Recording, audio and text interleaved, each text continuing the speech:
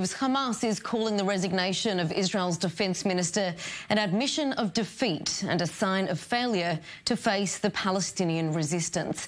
But that's not how it's being seen by the parents of fallen IDF officer Hadar Goldin, who's being held by Hamas since his capture in 2014. Lieutenant Goldin is being held along with Israeli Sergeant Oren Shaul and two Israeli civilians, Avera Mengistu and Hisham al-Sayed, who walked into Gaza of their own volition. Now, the perspective of Leah and Simcha Goldin, the parents of Hadar, shared in a statement in the moments after Lieberman's stepping down. Here's some of that.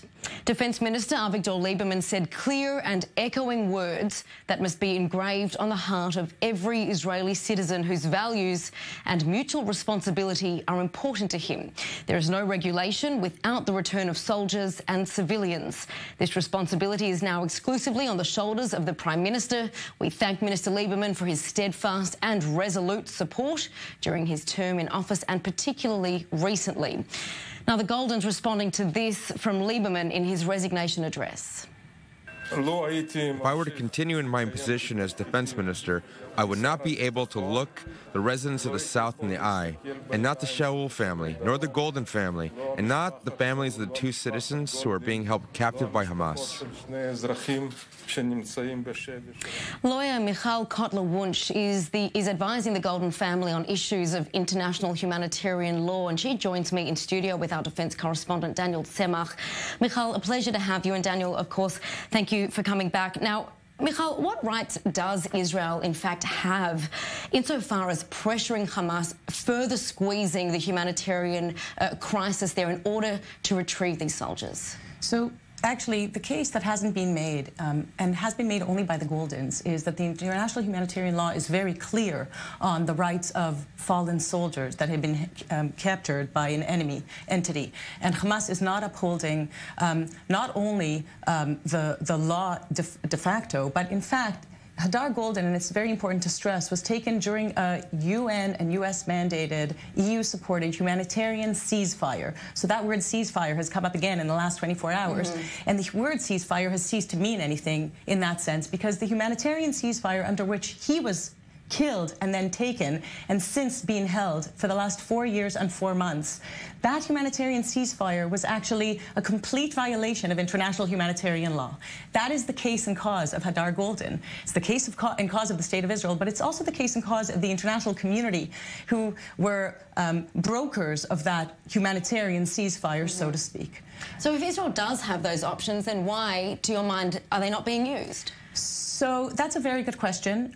There is the struggle on the international arena front, and on that front, I would say that the State of Israel is stuck in a paradigm that requires a shift, a very deep shift, in terms of the legal understanding of exactly your question. What right does Israel, a democratic state, law-abiding state, have to make of Hamas a terrorist, genocidal organization, recognized by most of the world's democracies as such?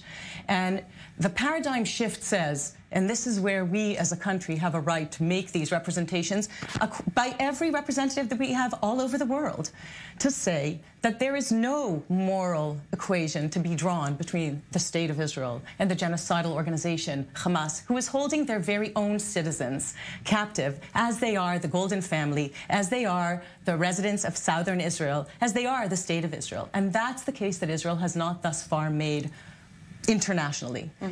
Internally, there's another issue. Internally, there's another issue which today the Goldins referred to, and that is that this is at least the third time, let's say the third very noticeable time, in which Israel had the leverage to make these demands directly. And in fact, we heard from Netanyahu saying that our enemies, this is a quote, our enemies begged for a ceasefire. Would you call this a missed opportunity? So I would say that this is, as I said, at least the third such missed opportunity. I would say that this is not at all a political issue. In fact, in the interest of every single soldier that's conscripted into the Israeli army, this has to become something that's very clear to us. So there cannot be human rights for 2 million people in Gaza without human rights for the Goldin family or the residents of southern Israel. And that is something, a voice that we have not yet spoken with. Daniel, give us a bit of insight here. Of course, it's compulsory conscription here in Israel. So why does this particular issue sit at the very heart of Israeli values? Israelis? Because the Israeli military has a promise to its soldiers that they will bring every soldier, dead or alive, home. And because of units that are even dedicated to doing such, you see situations like that occurred just a few weeks ago, where a fallen pilot's body was found after over 50 years.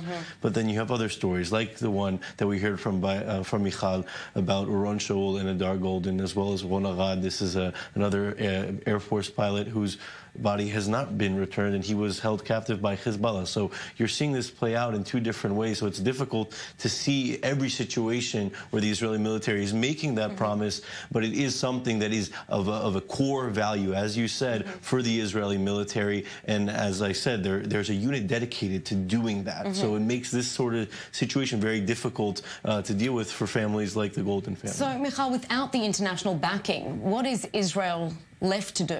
Well, I'll say first that our real first representations have to be made internationally. And in fact, the Goldin family has been to the UN, has received an unequivocal, supportive, show of support with words, of course, not with actions, from across the board, from Ban Ki-moon at the time in 2014, that spoke directly of the violation of an international humanitarian ceasefire and the undermining of that term. So this is a legal term that if we lose the value of, if it ceases to mean anything, we can no longer use the term ceasefire. It's, again, a term we've used yesterday, and a little bit of the loss of faith that you see, or a lot of the loss of faith that you see with these impromptu demonstrations in the South, with residents in the South, partly because that word ceasefire means absolutely nothing at this point. And part of that is really our demand of the international community. And that is, as I said, the responsibility of the international community to address and to demand accountability for violations of international humanitarian law, to put an end to this culture of impunity that's developed over... They also would accuse Israel of breaking international law. Right, so when I say a paradigm shift, that's the claim that I think we need to stop being so afraid of, meaning Israel is a law-abiding state. Israel does not, it has a Supreme Court that upholds every single remedy available in international humanitarian law, including very difficult decisions, including decisions that other countries have never had to face. For example, the wives of Hamas terrorists receiving medical aid, according to the Supreme Court, having to receive medical aid in Israel. So Israel really respects international humanitarian law, and the paradigm shift that I'm referring to is exactly what you've just touched upon, because we don't have to be afraid. There is no moral equation between a law-abiding democratic state and between a genocidal terrorist organization. Now, Daniel, Jewish Home Party leader Naftali Bennett has threatened to leave the coalition if he isn't given the position of a defence minister.